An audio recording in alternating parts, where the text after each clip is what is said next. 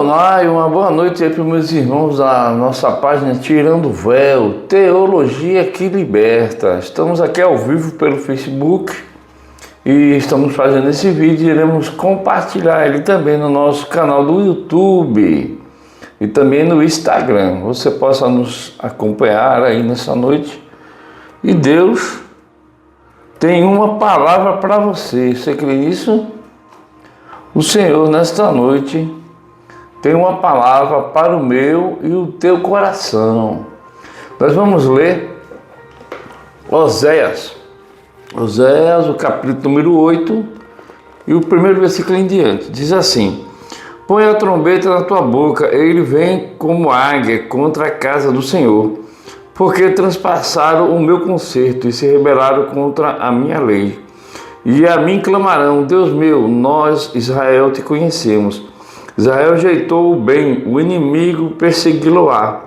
Eles fizeram reis, mas não por mim. Constituíram príncipes, mas eu não o soube. Da prata e do seu ouro fizeram ídolos para si, para serem destruídos. O teu bezerro, ó Samaria, foi rejeitado. A minha ira se acendeu contra eles. Até quando serão eles incapazes de alcançar a inocência? Porque isto é mesmo de Israel.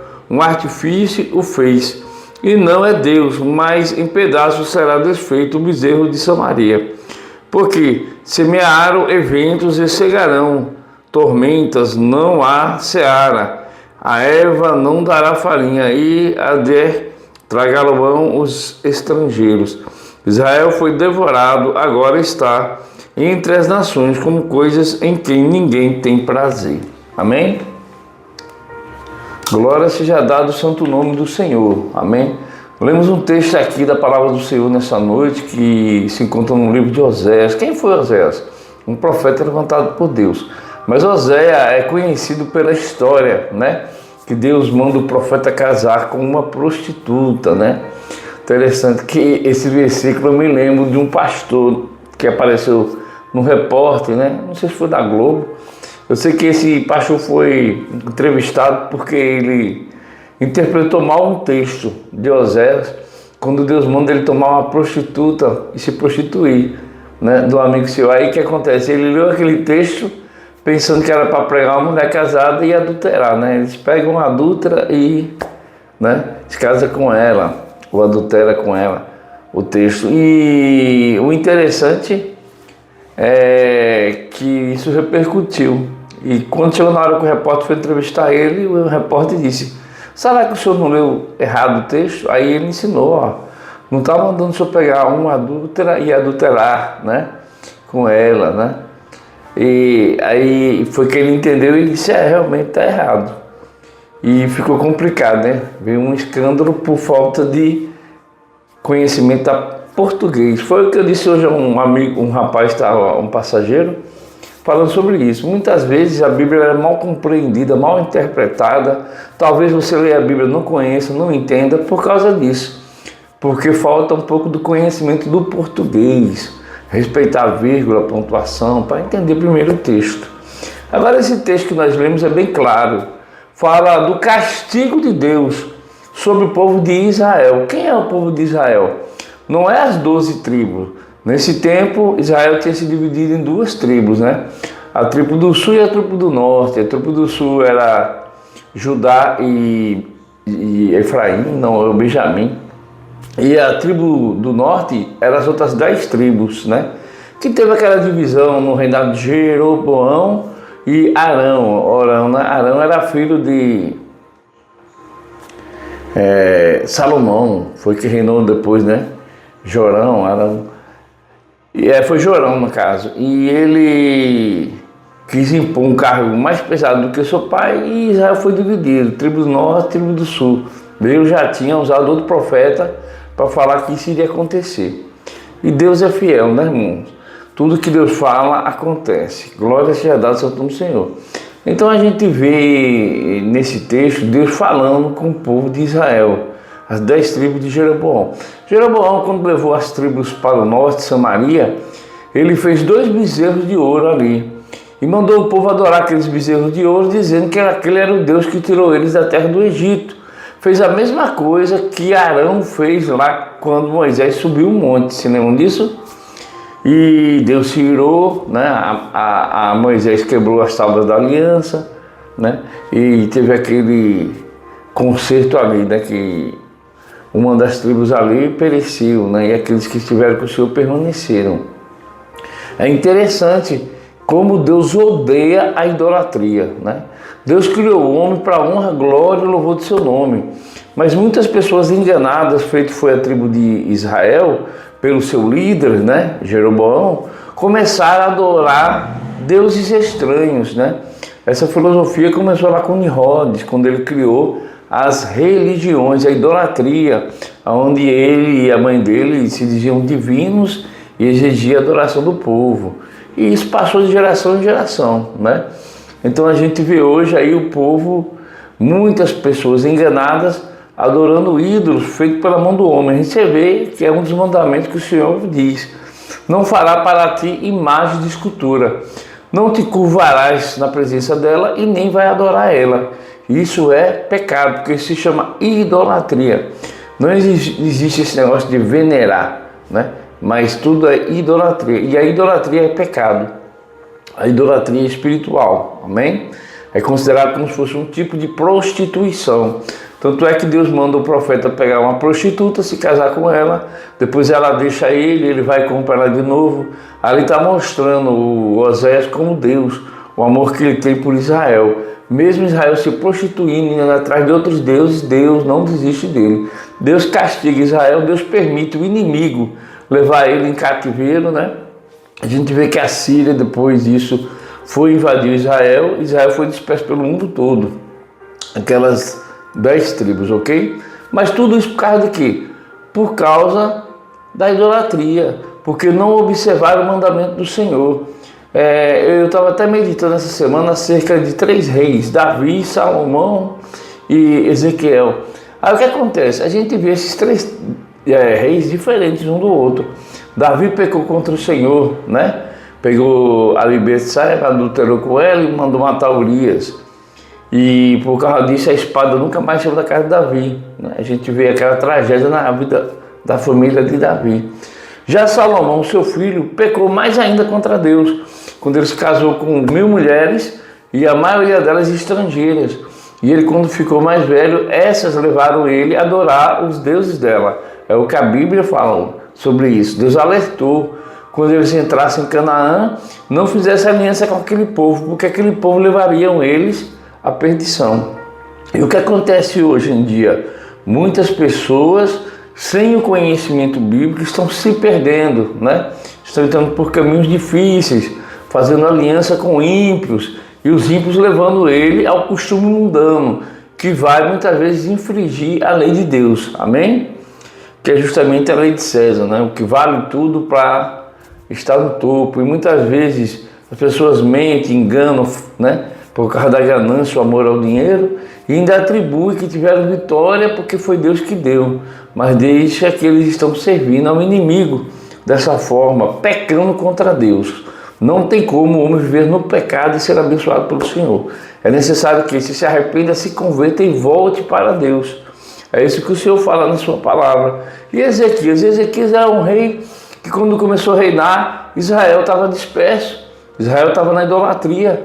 Ele resolveu restaurar o reino de Israel, limpar, derrubar os ídolos, né? Voltar a adoração a Deus, e Deus se agradou. É um rei que fez tudo reto, segundo a vontade de Deus. E o que importa para Deus não é o que você tem, mas sim o que você é. Necessário que você seja fiel a Deus. E nesta noite Deus te chama ao arrependimento. Se você está assistindo esse vídeo e não é evangélico, ou está distante da palavra do Senhor, se volte enquanto é tempo. Porque o dia do castigo vai vir. Está aqui, ó. O castigo está próximo. A Bíblia fala sobre a ira de Deus nos últimos tempos, né? Todos os profetas falam acerca do dia do Senhor. O dia do Senhor será um dia de choro e de pranto para o povo de Israel. Jeremias fala: ó bichinho de Jacó, né? Que a ira de Deus se acenderá contra ele e eles vão chorar. ok? A palavra de Deus fala no livro de Zacarias que só 1/3 do povo de Israel será salvo. Eles vão passar como pelo fogo para ser purificado. A grande tribulação é um castigo sobre o povo de Israel porque rejeitou o seu Messias. Mas a misericórdia de Deus é tão grande que quando eles estiverem cercados ali no Vale do Armagedon, Jesus virá para salvar aquele povo. E o próprio Zacarias fala sobre isso, que eles vão ver aquele que ele transpassou e vão chorar amargamente, se convertendo ao Senhor, e Deus restaurará o reino de Israel. E reinará lá durante 1000 anos todas as nações através lá do trono do templo lá em Israel, ok? Então você tem essa oportunidade nessa noite. Se arrependa. A ira de Deus será derramada sobre o ímpio e os homens vão correr, fugir de um lado para o outro, a morte fugirá deles. Vai ser um tempo tão difícil que a Bíblia fala, que o próprio Jesus disse que nunca houve na humanidade um dia tão tenebroso e tão difícil. O céu será abalado, a terra. A Bíblia fala que existem 4 demônios que estão presos lá no Eufrates, que é pior do que Satanás. E esses serão soltos para atormentar durante 5 meses o ser humano. Aqueles que não têm o selo de Deus, né, serão perseguidos por esses demônios. Eles vão desejar a morte, mas a morte fugirá deles. Irmão, aproveite enquanto é tempo.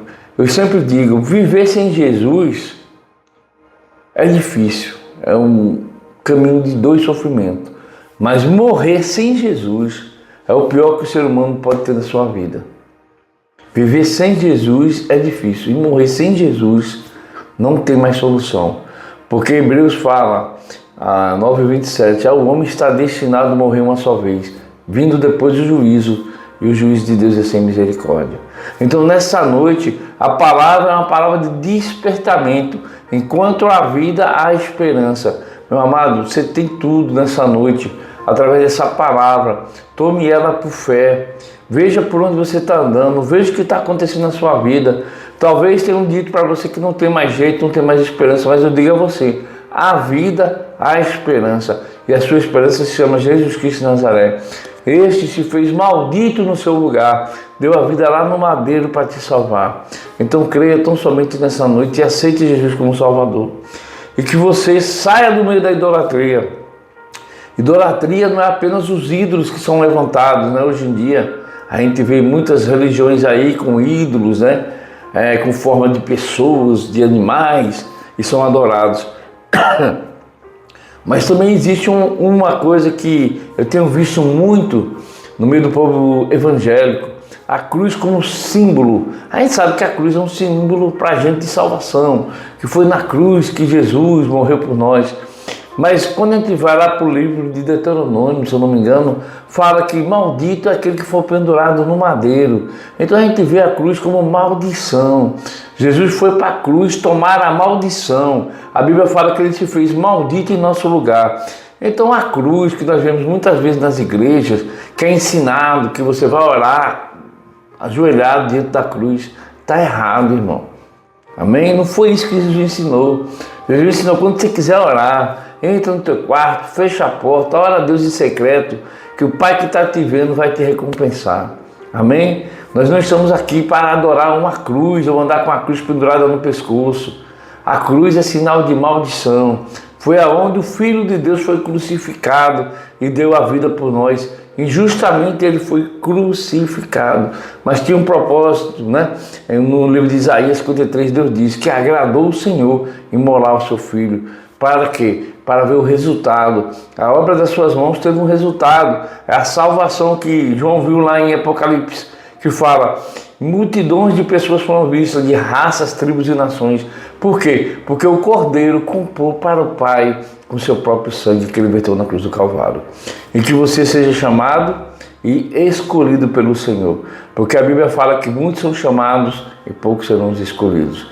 Os escolhidos são aqueles que decidem fazer a vontade de Deus, se sujeitar à palavra, andar no caminho do Senhor, praticar o bem e tudo viver para a honra, glória e louvor do seu nome. Como diz o apóstolo Paulo, seja comer, beber ou falar, seja para a glória do Senhor.